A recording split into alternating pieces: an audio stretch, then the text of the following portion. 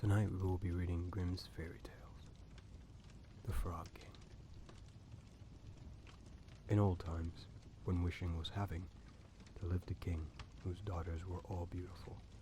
But the youngest was so beautiful that the sun itself, which has seen so much, was astonished whenever it shone in her face.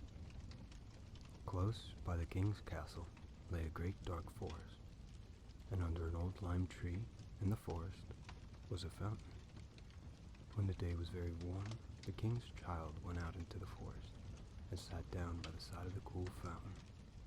And when she was dull, she took a golden ball and threw it up in the air and caught it. And this ball was her favorite plaything. Now it so happened one day, the king's daughter's golden ball did not fall into the little hand which she was holding up for it, but onto the ground, and rolled straight into the water. The king's daughter followed it with her eyes, but it vanished, and the well was deep, so deep that the bottom could not be seen. On this she began to cry, and cried louder and louder, and could not be comforted. And as she thus lamented, someone said to her, "What ails you, king's daughter? You weep so that even a stone would show pity." She looked around to the side from whence the voice came and saw a frog stretching its thick, ugly head from the water. "Ah, old water splasher, is it you?" she said. "I am weeping for my golden ball, which has fallen into the fountain." "Be quiet and do not weep," answered the frog. "I can help you. But what will you give me if I bring you your plaything up again?" "Whatever you will have, dear frog," said she. "My clothes, my pearls and jewels, and even the golden crown which I am wearing." The frog answered, "I do not care for your clothes, your pearls and jewels, or your golden crown.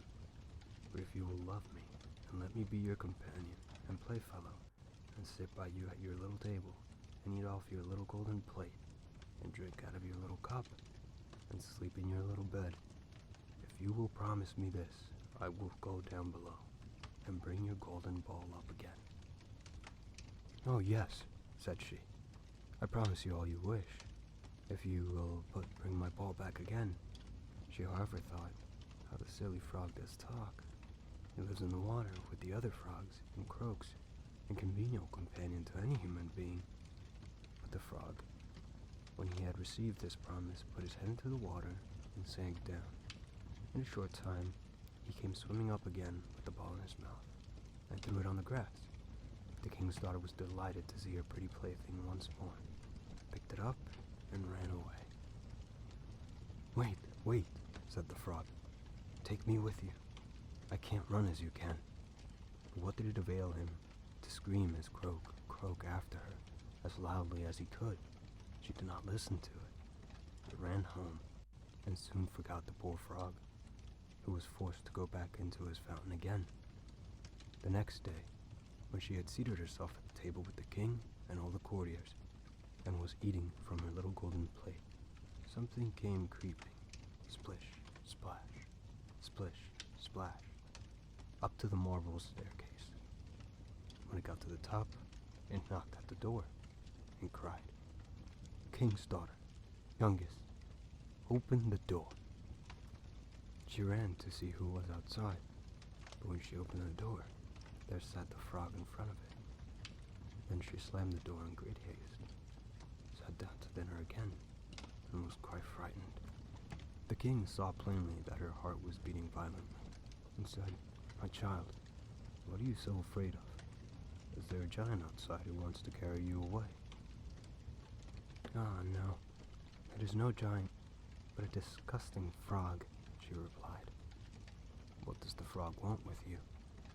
"Ah, dear father, yesterday when I was in the forest sitting by the fountain, playing, my golden ball fell into the water, and because I cried so, the frog brought it out for me again.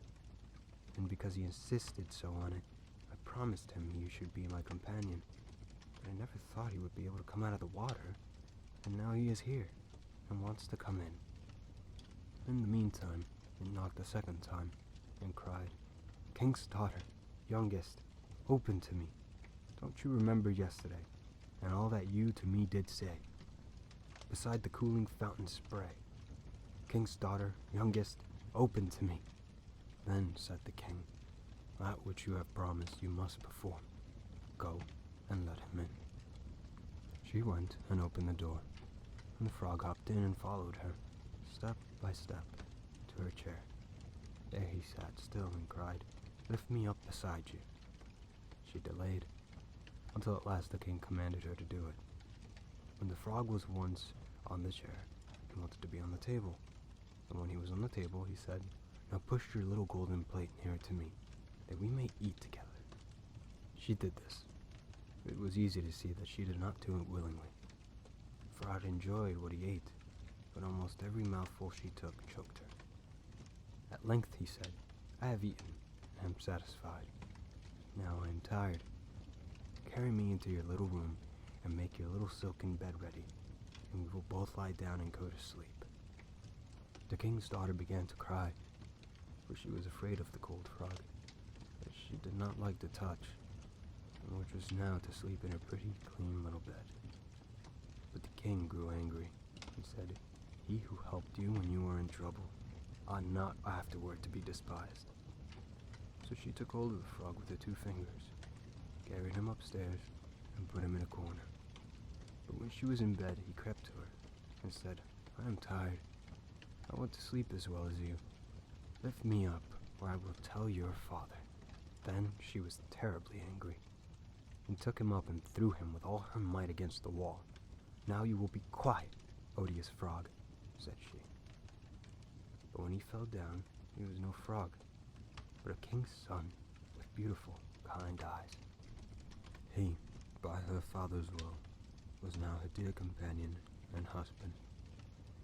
Then he told her how he had been bewitched by a wicked witch, and now no one could have delivered him from the fountain but herself, and that tomorrow they would go together into his kingdom. Then they went to sleep, and next morning when the sun awoke them, a coach came rolling up, drawn by 8 white horses, with white ostrich feathers on their heads. They were harnessed with golden chains, and behind stood the young king's servant, Faithful Henry. Faithful Henry had been so unhappy when his master was changed into a frog that he had 3 iron bands laid around his heart, lest it should burst with grief and sadness. The coach was to conduct the young king into his kingdom. Faithful Henry helped them both in, and placed himself behind again, and was full of joy because of his deliverance. And when they had driven a part of the way, the king's son heard a cracking behind him, as if something had broken. So he turned around and cried, Henry, the coach does break? No, no, my lord, you do mistake. It is the band around my heart that felt such great and bitter smart when you were in the fountain strange, when you into a frog were changed. Again, and once again, while they were on their way, something cracked, and each time the king's son thought the carriage was breaking, but it was only the bands which were springing from the heart of Faithful Henry because of his master, who was set free, and he was happy.